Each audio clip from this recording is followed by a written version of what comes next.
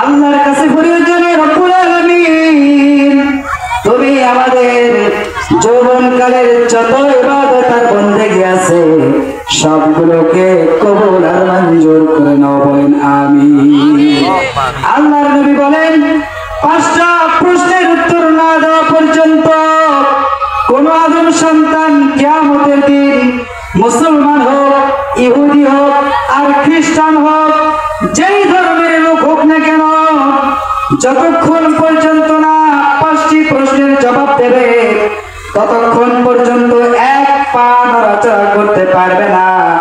1 নম্বর হলো তার জীবনকে সে কোন কাজে ব্যয় করেছে, আর 2য় নম্বর হলো এই জীবনের মধ্যে যে যৌবনকাল রয়েছে, যৌবনকালকে সে আল্লাহর রাস্তায় ব্যয় করেছে নাকি ইসলামের বিরুদ্ধাচরণ করেছে, আর 3 নম্বর হলো সে যে তার অর্থ সম্পদ উপার্জন করেছে, পরিবার পরিজনকে যে খাওয়াইছে, অর্থ উপার্জন করেছে, অর্থটা কি হালাল পন্থায় উপার্জন করেছে নাকি হারাম পন্থায় উপার্জন করেছে, যতক্ষণ পর্যন্ত না এর জবাব দেবে ততক্ষণ পর্যন্ত এক পা নড়াচড়া করতে পারবে না।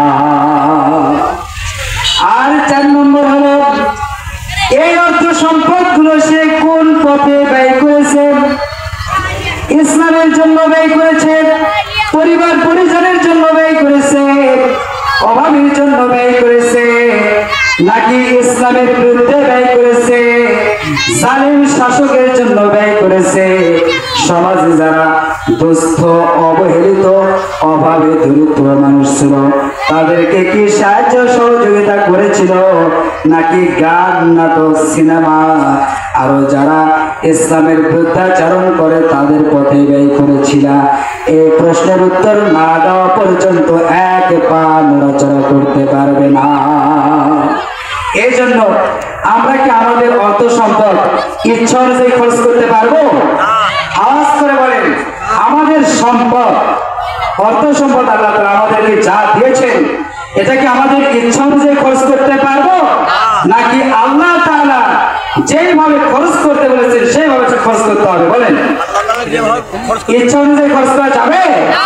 যাবে না। আর 5 নম্বর হলো আমরি ফি মাবনাহু ওয়ান শাবাবি ফি মাবনাহু মাজা। 5 নম্বর হলো মাজা আমিলা ফি মালিমা, যা তুমি জানতে সে অনুযায়ী আমল করতে কিনা। 5 ওয়াক্ত নামাজ আদায় করা ফরজ, এটা কোন মুসলমান না জানে, অথচ মুসলমান জানার পরে ইচ্ছা করে অহেতুক ভাবে নামাজ কাজা করে, এরকম মুসলমান আমাদের সমাজে আছে না নাই? আওয়াজ করে বলতে হবে, আছে।